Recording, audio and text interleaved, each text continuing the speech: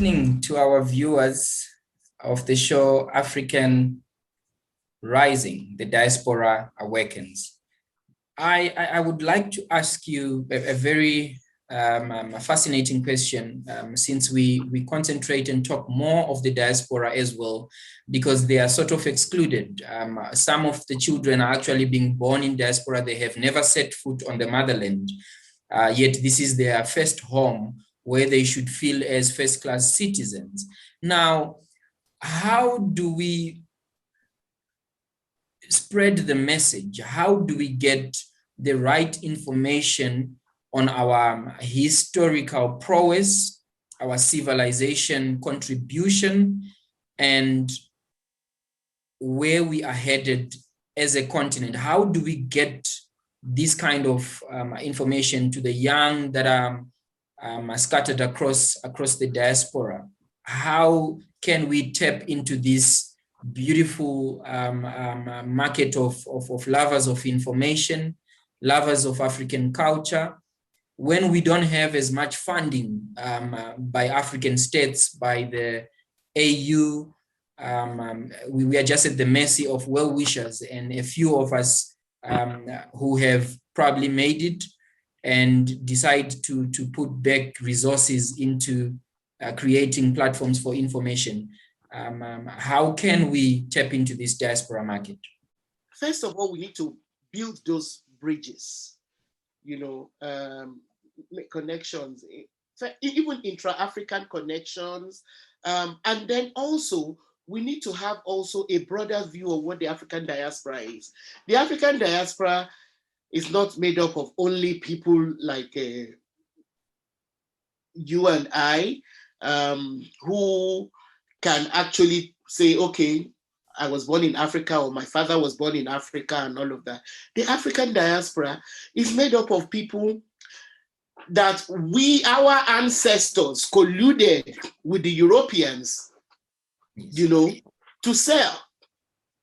We have to admit that as Africans, and then know that even as we're asking for reparation, for colonization and all of that, we should also know that we owe those people who have been in the Americas, the Caribbean for generations.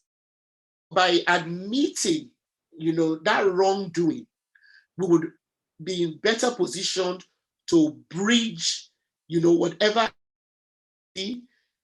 exists as a result of that dislocation, that forced dislocation. That's one part. And then build those relationships so that in not the same way. Let me give you an example that I think might illustrate where I'm trying to go. Look at how tiny Israel is. Yes. Look at where Israel was after the Second World War, during and after the Second World War, before the end of the Second World War. Look at the power that Israel wields today. They invested in their diaspora and their children who were home. Yes.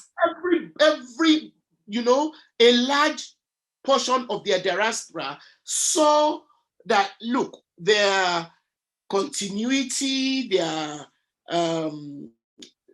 future was intricately tied to the survival of that entity called Israel. In fact, a Jew can pass for white very easily.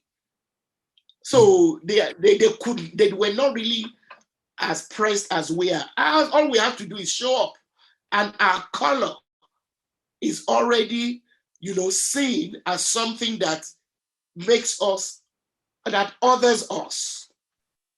So that we need to realize that so long as there are pockets of people of color, African descent, who are oppressed or repressed, anywhere in the world, we are all still under bondage. So in building those markets first, you know, there is more work, there's a lot more work to be done in bridging the gaps that have been created. And then by bridging those gaps, we can then now look at ways in which, you know, the rich tapestry that the African diaspora is, can continue to contribute. And I'm glad to say that I know that there are pockets of people, you know, that are already thinking that way and that are working that way. We just need to be more consistent and have more people in. I am very grateful for your time today. Yeah, well, thank you very much for having me.